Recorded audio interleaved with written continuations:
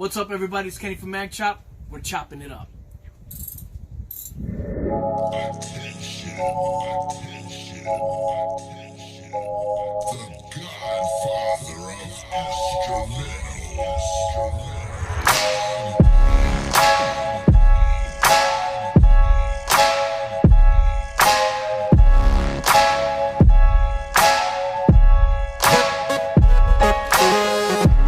All right, welcome back to the show. I'm so glad you guys are here. I hope you guys have enjoyed the last show. Let me tell you, I got a lot of views, a lot of comments were sent to me, a lot of messages about it. Some good, some interesting, some intuitive. Some people were actually very conspiracy theoried out. I was like, oh wow, and they knew more than I did. So it was really cool. I had a lot of good conversations out of it. Thank you guys for watching. I really appreciate it.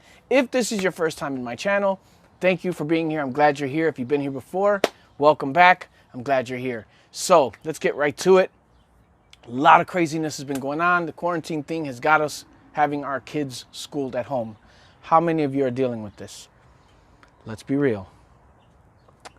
Shout out to the teachers because they do this stuff live, right? Man, let me tell you. In my last video, I don't know if it was the last video or the video before, I talked about some of the things that I witnessed watching my kids prepare for these online classes.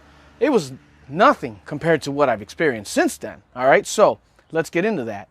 One of the things I've experienced is hearing my son going crazy in his room. I'm hearing him, oh, what the heck is going on? What are you doing? I get up, what are you doing? Oh, it's gym class. So he's doing jumping jacks in his room. It's gym class. I wasn't ready for this. I was not ready for this. And then I hear my daughter yelling to my son, be quiet. Stop. Will you stop already? You know, the kids bickering. I'm like, hey, listen, both of you, cut it out. Get to work. Why aren't you working? But I hear my son making all kinds of news. I walk into his room. He's playing his drums. I'm like, what are you doing? You're supposed to be in school. This is school time. You need to treat it like you're in school. He says, I'm in music class. Didn't expect that. I didn't expect that answer. And then, my daughter's been on top of it. Her school's not really doing so much of the Zoom that my son's school is doing. But that's another interesting thing because I felt like I went into my daughter's room and I was like, you haven't left the room all day. And she looks up at me and she's like, I'm in school. That makes sense. But then there's that other side of it. Like, have you sat there and listened to what goes on in your kid's classroom? I have. I listened. There was at one point where I was that dad that came into view in the camera. I was like, which one of those kids said that? Which one said that? Point them out. That's the one you can't hang out with. You know what I mean? That's the one you can't hang out with. So this has been quite an experience. This whole quarantine thing has been a trip. Now, I've had things that I've been able to do every day. I'm working every day. So there's a part of it doesn't seem that real as you continue with. For those of you who are working through this, there's almost a part of it that doesn't seem too real. But there's also that side of it that you're like, man, I'm risking my life out here. If this is going on like this, I'm out here risking my life. I'm like, I feel like the police or, like a firefighter or, doctor. I don't feel like no nurse because I don't work as hard as nurses do. Nope. Big ups to the nurses. Big ups. Listen, big ups to everybody who's had to work through this. Big ups to everybody who has put their life on the line and gone out and tried to keep this thing from spreading. So while trying to continue to provide a normal state of life for everybody else. So that's really tough. And then you got the people that are not working, that are struggling. That breaks my heart right there because it's like, man, are we gonna really make these people pay rent? They haven't worked, and it's just unbelievable to me that we're having to go through all this. But hopefully it'll all be over soon. So we got to stay positive. Now, in every video, if it's your first time here, if you've been here before, then I always try to look for an entrepreneur side of this, right? To look at things in a different view. So this coronavirus has taught me some things. It's taught me things about my business, about how I save, about how I structure my business. I've watched other businesses struggling. I've watched other businesses that were longevity businesses that have gone under during this time. And you think, man, what could we have done to prevent this? What could we do to make this better? As entrepreneurs, now listen, if you're an entrepreneur and you're not struggling through all this, you got it together, man. You got it right. listen, I want to watch your videos because everybody seems to be struggling through this. But one of the things that I'm struggling with is everybody knows that I had the mask, the face mask with the artwork on it and everything. I did the one for race car champion Ernie Francis Jr. I did 4 of them with 4 different pieces. I did Through Her Eyes, Iron Freedom, Real Passion, and First Impression. I had those masks that I had at the Miami Swim Week. Well, unfortunately, where I used to get those masks, the company went under. So those masks, the quality of those masks, I like the way they were sewn, I like the way they were made, the way my materials, the way my artwork sublimated on them. I really enjoyed everything about that. So when they went under, I was like, I just took them off and I started looking for another manufacturer, looking to see what we can do to remanufacture this style that we originally had. And unfortunately, I haven't had the chance to get them right now, but everybody's calling me saying, hey, where are your masks? So unfortunately, I don't have the mask right now. So if you're looking on the website for them, they're not there. I'm very sorry, but I've had the opportunity to get some other styles, but they weren't to the quality that I wanted. And as much as I would love to capitalize off of all of this, I don't want to sacrifice the quality of my brand just to capitalize on people suffering. It's just not me. So I'm working on that. I'm working on some new products. Another thing that I've looked at as far as business-wise, as far as an entrepreneur mentality, is how can I do things to make my business grow during times like this or sustain it?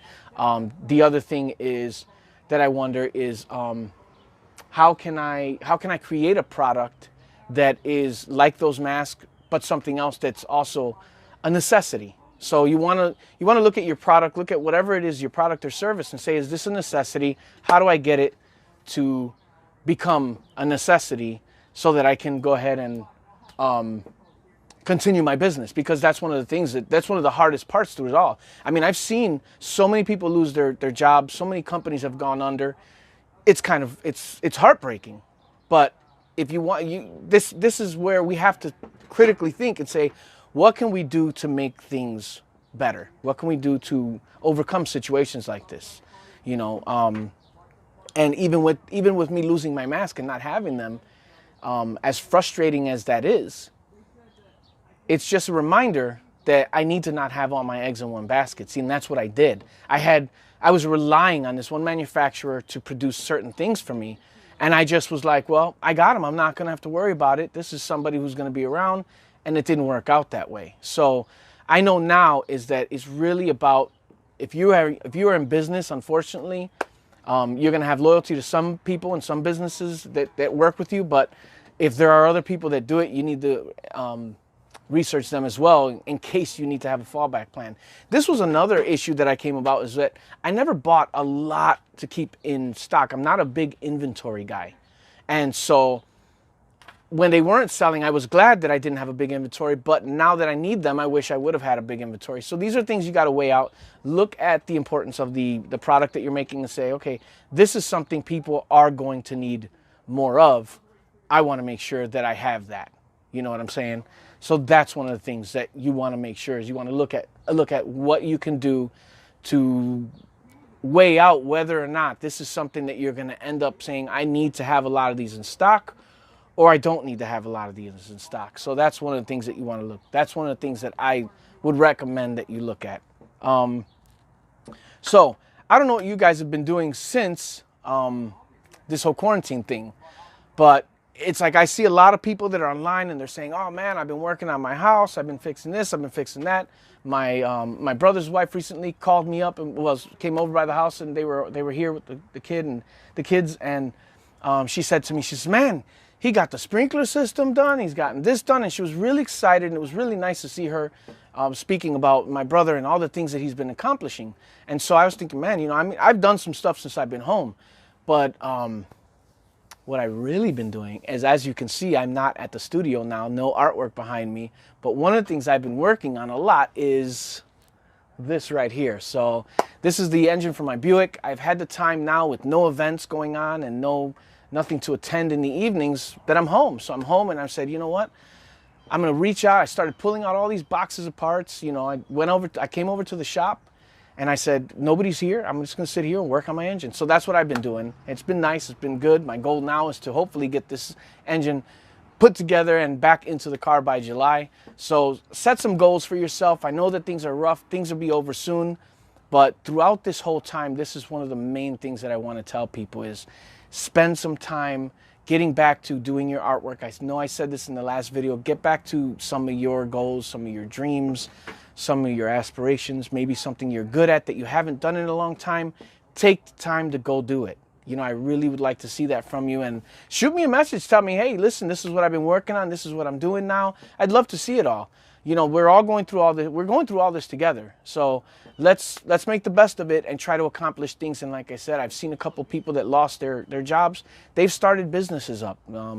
And so this is a time that you can sit back, reflect, and say, how can I make myself better through all this? How can I make sure that the next time something like this happens, I'm better prepared? Fortunately for me, I live in Florida, and we're used to having to prepare for hurricanes. So this wasn't that bad. It was like being in a hurricane, but with power. You know what I mean? Because let me tell you, after a hurricane hits, it's hot. So and having no AC and no power, it's rough.